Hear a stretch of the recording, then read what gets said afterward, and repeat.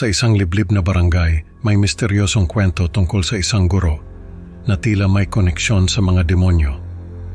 Ang simpleng pag-aayos ng mga bato at sanga sa sahig ay nagbukas ng pinto sa mga lihim na hindi niya inaasahan. Sa tulong ng isang albularyo, natuklasan ang mga simbolo ng itim na mahika na nakabaon sa kanilang tahanan.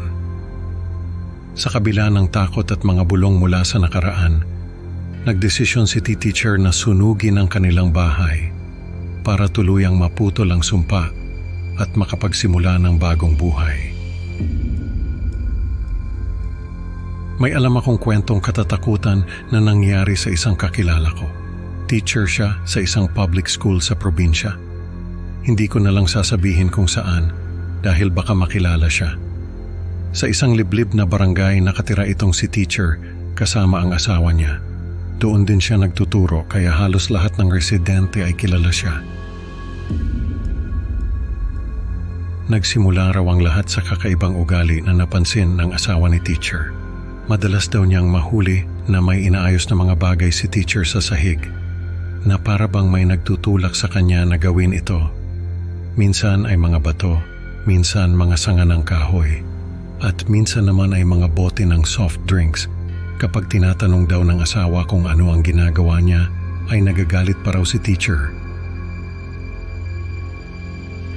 Kalaunan ay napansin ng asawa na parang may pattern ang mga inaayos ni teacher. Kapag titingnan daw sa malayo ay may mga hugis na makikita. Minsan ay bituin, minsan ay trianggulo, at minsan naman ay parang mga letra na hindi maintindihan.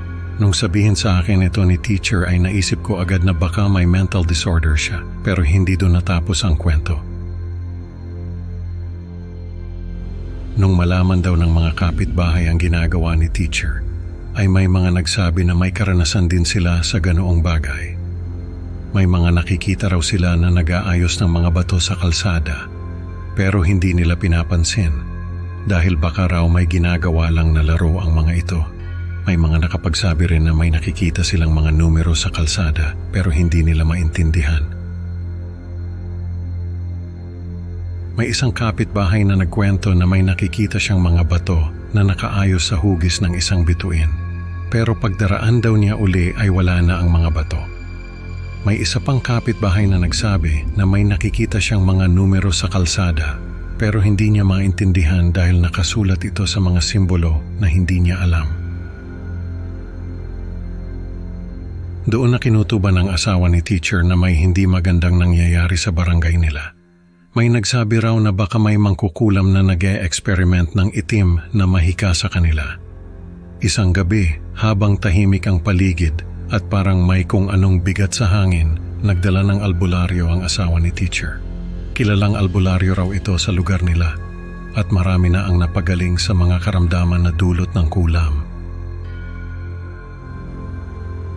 Nung makapasok sa bahay ay agad na nagdasal ang albularyo.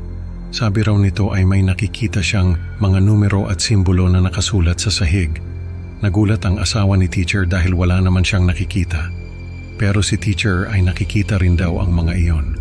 Nagdasal pa uli ang albularyo at biglang may malamig na hangin ang pumasok sa bahay. Narinig daw nila ang boses ng isang babae na nagmumula sa lahat ng sulok ng bahay. Sabi ng boses ay may isang mangkukulam na gumagamit sa pamilya ni teacher para sa mga itim na mahika nito.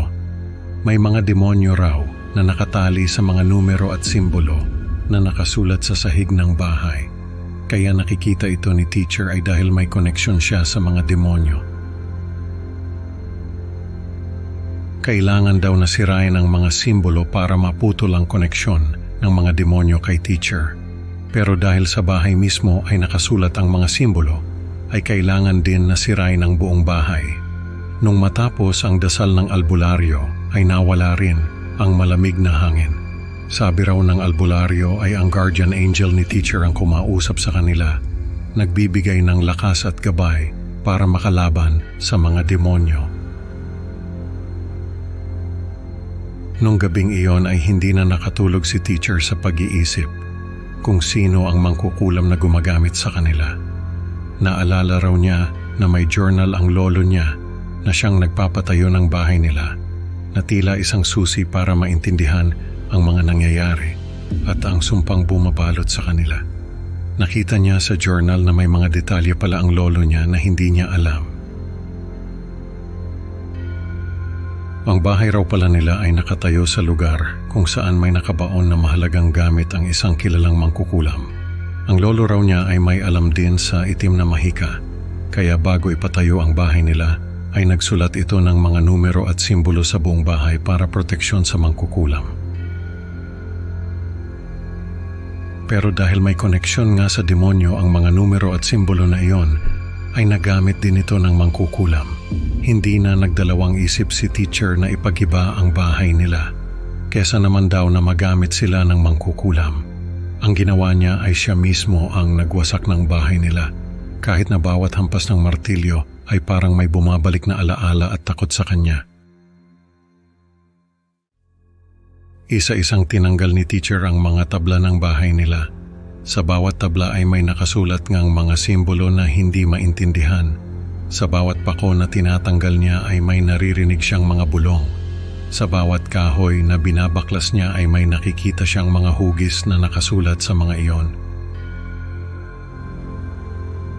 Hanggang sa huling haligi na natitira ay may mga boses na nagsisigawan sa tenga niya. May mga mukha na lumilitaw sa mga kahoy at mga kamay na sumusulpot sa sahig. Pero hindi nagpatinag si teacher.